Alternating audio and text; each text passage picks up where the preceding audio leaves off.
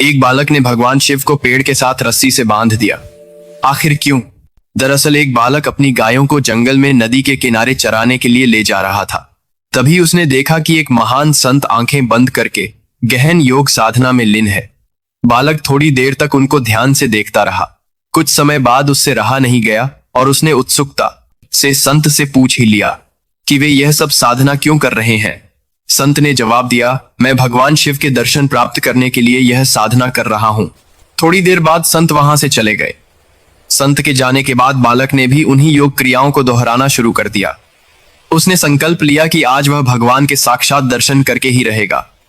बालक ने आंखें बंद कर ली और नाक को जोर से दबा लिया। सांस रुकने से उसकी प्राण निकलने की स्थिति आ गई। उधर कैलाश पर्वत पर भगवान शिव का आसन डोलने लगा। शिव जी ने ध्यान लगाया और देखा कि एक बालक उनके दर्शन की लालसा में कठोर तपस्या कर रहा है। बालक के हठ और भक्ति से प्रसन्न होकर भगवान शिव तुरंत प्रकट हुए और बोले, बालक बस करो, तुम्हारी यह तपस्या, मैं स्वयं तुम्हें दर्शन देने आया हूँ। बालक ने आंखें बंद रखते हुए इशारे से पूछा, आप कौन है? भगवान शिव ने उत्तर दिया, मैं वही शिव हूँ जिसके दर्शन के लिए तुम इतनी कठोर साधना कर रहे हो। बालक ने आंखें खोली और तुरंत एक रस्सी लेकर आया। क्योंकि उसने भगवान को पहले कभी देखा नहीं था, इसीलिए उसको विश्वास नहीं हुआ कि यही भगवान शिव है। पहचान की पुष्टि करने के लिए उसने भगवान शिव को पास की पेड़ में रस्सी से बांध दिया और संत को बुलाने के लिए वह दौड़ पड़ा। जब संत वहां दौड़ते हुए आए लेकिन उन्हें वहां कोई दिखाई नहीं दिया। उन्होंने बालक से कहा, मुझे तो भगवान कहीं नहीं दिख रहे। तब बालक ने भगवान शिव से पूछा, प्रभु यदि आप सच में भगवान शिव हैं तो दिखाई क्यों नहीं दे रहे हैं?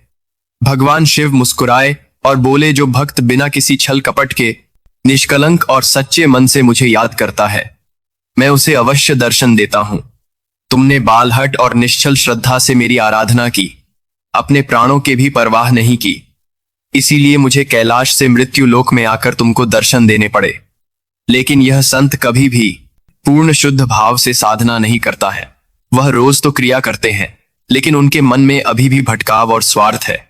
इसीलिए मैं उन्हें दिखाई नहीं दे रहा, पर तुम्हें प्रकट रूप में दर्शन दे रहा हूं।